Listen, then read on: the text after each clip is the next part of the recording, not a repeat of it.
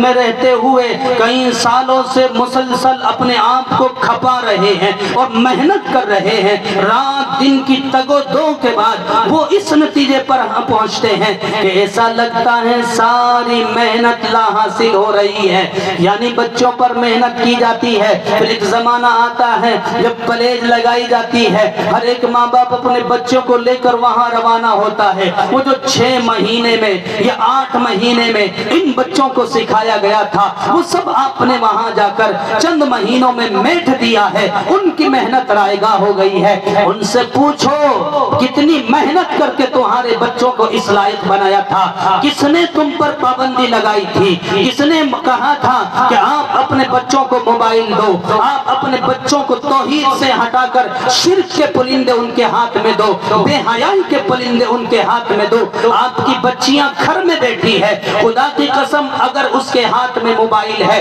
وہ گھر میں نہیں، وہ چوراہوں پر گھوم رہی ہے، وہ بازاروں میں گھوم رہی ہے، اس لیے کہ اس موبائل کی دنیا نے اس ملت اسلامیہ کو ننگا کر کے رکھ دیا ہے، بالکل برہنہ کر دیا ہے۔ ہم اس خواب خیال میں بیٹھے ہوئے ہیں ہمارے بچے تو نیک ہیں، ہمارے بچے تو گھر میں رہتے ہیں، ہماری بچیاں تو پردے میں رہتی ہیں، لیکن جب تک موبائل ہے اس پردے کا کوئی اعتبار نہیں ہے۔ ایسے ایسے نمونے میرے سامنے ہیں جو بچیاں ہیں نماز پڑھ رہی ہیں، برقعے میں آتی ہیں، برقعے میں جاتی ہیں اور پھر وہ غیروں کا شکار ہو جاتی ہیں۔ اس کی صرف ایک وجہ ہے یہ موبائل جو آج میرے معاشرے کی تباہی کا ذریعہ بنا ہوا ہے۔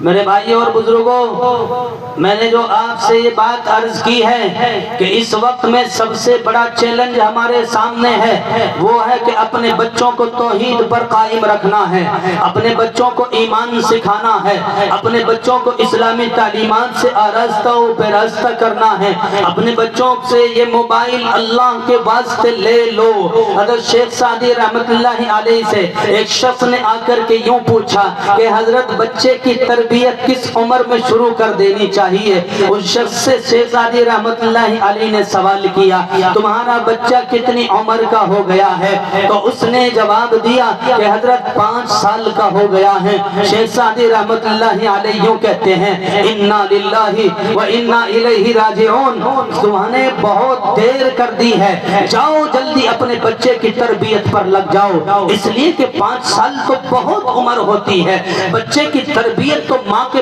پیٹ سے شروع ہو جاتی ہے۔ ایک بڑا ماہر ڈاکٹر تھا، اس نے ایک مرتبہ ایک بات کہی تھی ہمارے رشتہ دار کے سامنے کہ دیکھو ایک بات بڑی پتے کی بتا